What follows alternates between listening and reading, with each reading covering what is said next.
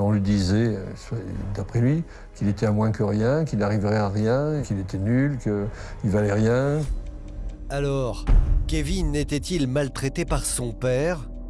Est-ce la raison qui l'a poussé à commanditer son meurtre? Pour comprendre, il nous paraissait essentiel d'interviewer son avocate. Mais après nous avoir dit oui, elle n'a plus répondu à aucun de nos appels. Et en contactant la mère de Kevin, nous avons compris pourquoi. Non, vous n'aurez rien de notre côté.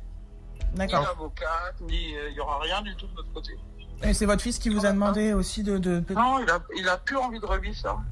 Après, c'est son choix. Je ne vais pas le forcer à faire quelque chose qu'il n'a pas envie.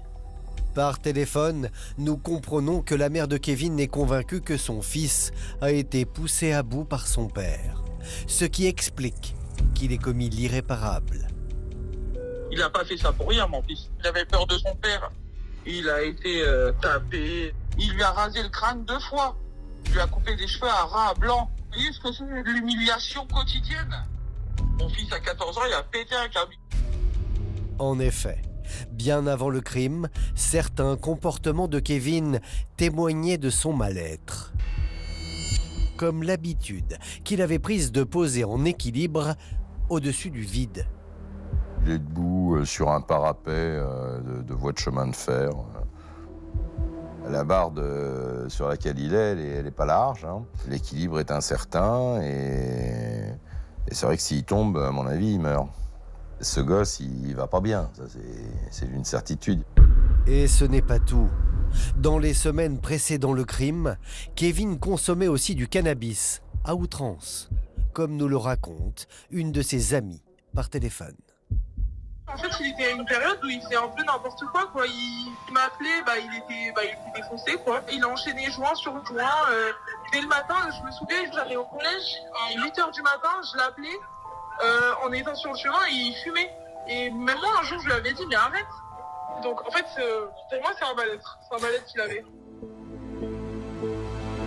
Kevin serait donc un adolescent mal dans sa peau qui avait bien du mal à accepter les brimades et autres maltraitances que son père lui faisait subir. Cependant, il y a une personne qui n'est pas d'accord avec cette hypothèse, c'est Séverine, la compagne de Sylvain. La belle-mère de l'adolescent soutient que le père de Kevin était loin d'être le monstre décrit par son fils. Certes, Sylvain était sévère, mais il essayait juste de lui inculquer des valeurs. Sylvain, c'était pas une personne qui était méchante gratuitement, en fait. Hein. C'était une personne qui pouvait être exigeante dans les choses qu'il pouvait entreprendre. Hein. C'est le côté, peut-être, je sais pas, un peu perfectionniste. C'était un souci de montrer à son fils de bien faire les choses, en fait. Après, de le rabaisser, non, je veux pas qu'on salisse sa mémoire. C'est pas possible. Il avait des défauts, comme voilà, mais non, il maltraitait pas son fils. En aucun cas, il méritait ce qui lui arrivait. En aucun cas.